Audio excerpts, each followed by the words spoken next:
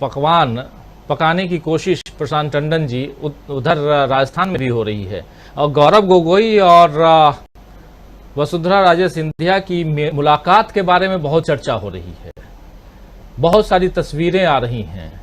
और इसके साथ साथ इसलिए ये बात यहां रख रहा हूं क्योंकि प्रोफेसर अखिल स्वामी जी अभी बता रहे थे, खासकर अमित शाह के बारे में, कि उनकी बैठक में जो लोग आए थे वो जो वरिष्ठ नेत्री का नाम ले रहे हैं, तो मैं नाम नहीं लिया उन्होंने, मैं नाम ले रहा हूं कि ये वसुंधरा राजे सिंधिया के लोग बताए जा रहे हैं।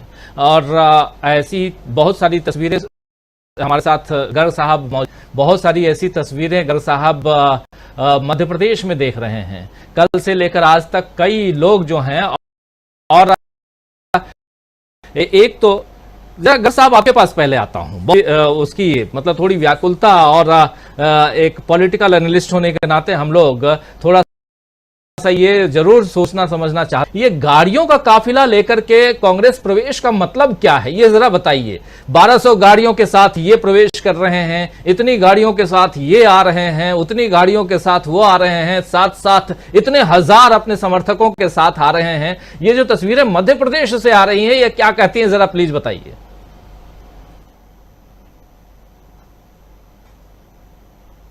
अनम्यूट कर लीजिए प्लीज।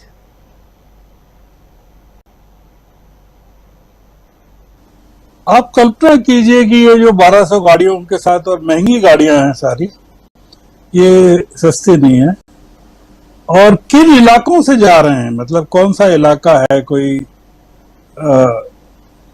ग्वालियर चंबल के किन इलाकों से निकल के ये लोग जा रहे हैं भोपाल, तो फिर ये लोग कौन हो सकते हैं? क्या इनकी संपन्नता के बारे में, इनकी मसल पावर के बारे में, इनके प्रभाव के बारे में हम लोगों को कुछ अंदाज हो सकता है कि नहीं हो सकता है? और दूसरा ये कि ये किस चीज का प्रदर्शन कर रहे हैं ये लोग? क्या वो जो राहुल गांधी की जो जिन चीजों में आस्था है, या जो जिन मूल्यों के लिए वो लड़ रहे हैं, जिन चीजों को लेकर वो सड़कों पर हैं, वो जो मैकेनिक है, या जोमेटो वाला है, या धान रोपने वाला है, या तमाम लोग हैं, क्या ये लोग उनका प्रतिनिधित्व करते हैं क्या? मैं इसको बहुत ज्यादा इंपॉर्टेंस इसलिए नहीं दे रहा हूं राजीव जी। ये तमाम लोग जो आ रहे हैं, ये इन लोगों को टिकट चाहिए, देखिए, और ये भारतीय जनता पार्टी इनको टिकट नहीं दे रही है, इसलिए ये कांग्रेस में आ रहे हैं। ये कोई वैचारिक आधार पर आप पाएंगे कि बहुत सारे लोग जो आ रहे हैं वो पहले कभी कांग्रेस में थे, फिर बीजेपी में चले गए, फिर आ रहे हैं। आप ये कह सकते हैं कि बीजेपी कमजोर हो रही है इन लोगों के आने से, पर मैं शायद ऐसा मानने को तैयार नहीं हूं कि कांग्रेस मजबूत हो रही है इन लोगों के आने से। ये थोड़ा सा मेरे मन में संदेह है। जो आपने पूछा कि मैं कैसे देखता हूं, तो मेरा ऐसा मानना है कि ये सही है कि बीजेपी कमजोर हो रही है, और ये एक मैसेज जा रहा है कि देखिए सिंधिया के लोग जा रहे हैं छोड़ छोड़ के, तो मतलब उसमें से ध्वनि ये निकाल रहे हैं कि भारतीय जनता पार्टी में सिंधिया कमजोर हो रहे हैं। जो एक मैसेज जा रहा है कि सिंधिया के लोग छोड़ रहे हैं। नहीं, ये सिंधिया के लोग नहीं है। अब ये जो छोड़ रहे हैं वो बीजेपी छोड़ रहे हैं, और इसलिए छोड़ रहे हैं। जो एक चीज मैं देख रहा हूं कि भारतीय जनता पार्टी इस समय मध्य प्रदेश में जो लड़ाई लड़ रही है, वो ये लड़ रही है कि उनको केवल जीतने वाले उम्मीदवारों को वो टिकट देना चाहती है। ये आप मानकर चलिए, और भारतीय जनता पार्टी के सामने बहुत बड़ी चुनौती है मध्य प्रदेश में। अब अगर ये होता है कि जो बीजेपी छोड़कर लोग आ रहे हैं, उन सबको कमलनाथ अगर टिकट देने का प्रॉमिस करते हैं या दे देते हैं, तो मैं ऐसा नहीं मानता कि ये लोग कांग्रेस का कोई फायदा करेंगे या ये तमाम लोग जीत जाएंगे। तो एक जो आपने गाड़ियों की बात कही, ये 1200 गाड़ियां हैं। अभी आप देखिएगा कि चुनाव की तारीखें घोषित नहीं हुई हैं, और पूरे टिकट भी घोषित नहीं हुए हैं, और जिन लोगों को कहा गया है कि टिकट दे दिए जाएंगे, उन लोगों ने काम शुरू कर दिया है। राजीव जी, पूरी चर्चा को, चूंकि अब आपके पास समय नहीं है, एक समेटना चाहिए। जी, आपने जो शुरू किया था कि इंडिया गठबंधन ने, इंडिया अलायंस ने बॉम्बे में बीजेपी को हराने का फार्मूला तैयार कर लिया है। आपने अपने ओपनिंग रिमार्क में ये बात कही थी। मेरा उसमें थोड़ा सा एडिशन है। वो एडिशन ये है कि बशर्ते लोकसभा के चुनाव होने जा रहे हों, अगर जो एक कहावत है कि न नोमन तेल होगा न राधा नाचेगी, तो हम लोगों का जो सोच है वो इस बात पर है कि एक लोकतांत्रिक मूल्यों में यकीन करने वाली किसी सरकार से इंडिया गठबंधन का मुकाबला हो रहा है, पर ऐसा नहीं है। तो मैं विधानसभा चुनाव की बात नहीं कर रहा हूं, क्योंकि मुझे लगता है कि राहुल गांधी जी की आपने 36। आप जरा, मैं सबमिशन एक थोड़ा सा आपसे ही सवाल कि आपको कैसे लगता है गर्ग साहब की लोकसभा का चुनाव होगा ही नहीं, क्योंकि जो आप कह रहे हैं, जहां तक मैं समझ पा रहा हूं, आप कह रहे हैं, यही बात कहने जा रहे हैं, कैसे ही लगता है? और हम लोग कुछ दिन पहले चर्चा कर भी रहे थे, शायद पिछले हफ्ते, जब हम लोग आप और हम सब बैठे थे, तो शायद समय से पहले चुनाव की बात भी, चर्चा भी चल रही है, तो उस हिसाब से भी। और दोस्तों, हम अब लोकसभा चुनाव की बात करते हैं, जिसमें इंडिया गठबंधन की बात हो रही है। जी प्लीज गर्ग साहब। देखिए, मैं इंडिया गठबंधन की बात कर रहा हूं, और बम्बई का जो पूरा मामला था वो लोक था, और केंद्र से इस सरकार को अपदस्थ करने की बात का पूरा स्ट्रेटेजी की बात ओपनिंग रिमार्क्स में कही थी। हमको जो आपका सवाल है उसको ये सोचकर बात करना पड़ेगी कि ये सरकार स्पेशल सेशन क्यों बुला रही है। मतलब इसका जवाब आप ही को देना पड़ेगा राजीव जी। जो मैंने कहा है उसका जवाब आपसे पूछूंगा मैं कि 5 दिन के स्पेशल सेशन को का मंतव्य क्या हो सकता है।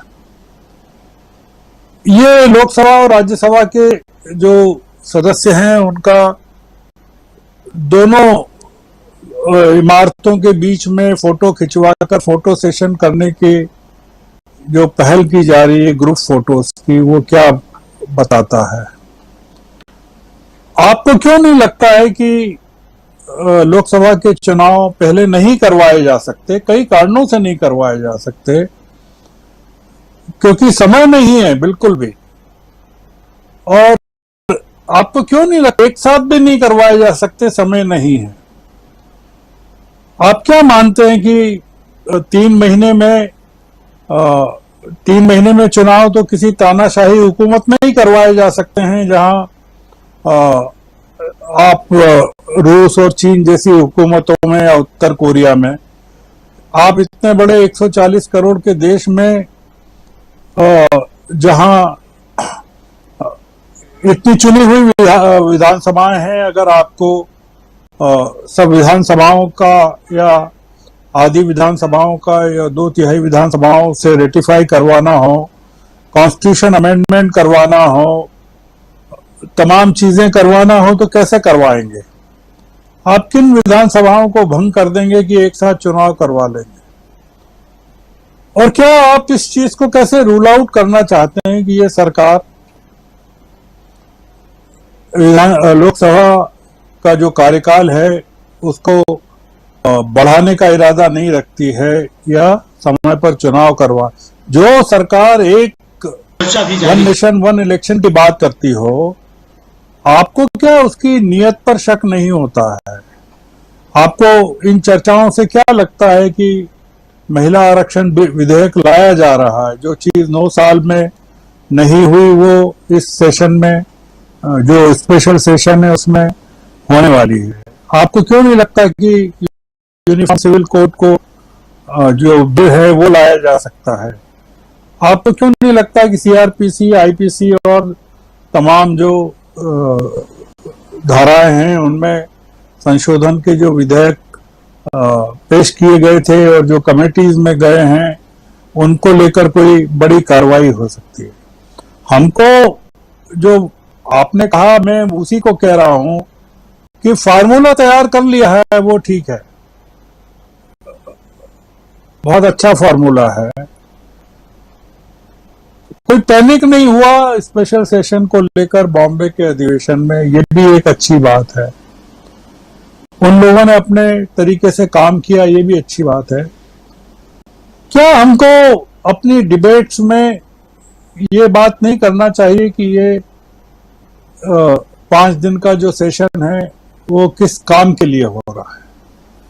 क्या हमको प्रहलाद जोशी के ट्वीट पर भरोसा करना चाहिए कि अमृतकाल का कोई महोत्सव इन 5 दिनों में हो रहा है? आपको लगता है कि सरकार के हाव भाव से लगता है कि ये सरकार इस समय सेलिब्रेशन के मूड में है या डिप्रेशन में है, या इसको सत्ता जाती हुई दिख रही है हाथ से, या आपको लग रहा है कि इसको उम्मीद नहीं थी, बिल्कुल आशा नहीं थी कि विपक्ष मजबूती के साथ एक हो जाएगा, खड़ा हो जाएगा और बॉम्बे में इस तरह से एकजुट होकर ये लोग खड़े हो जाएंगे?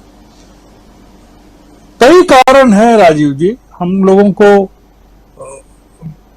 मतलब मैं तो चिंतित हूं, मैं लगातार चिंतित हूं। मैं फार्मूला हो गया है ये ठीक है, चुनौती इस समय जो है वो होती नहीं होती अगर कोई हमको लगता कि ये सरकार लोकतांत्रिक तरीके से सत्ता का हस्तांतरण करने की इसकी मानसिकता है। हम ये मानते हैं, देश के अधिकांश लोग मानते हैं कि ये सरकार सत्ता से किसी भी कीमत पर हटना नहीं चाहती, सत्ता छोड़ना नहीं चाहती है और उसके लिए ये किसी भी सीमा तक जा सकती है। बिल्कुल।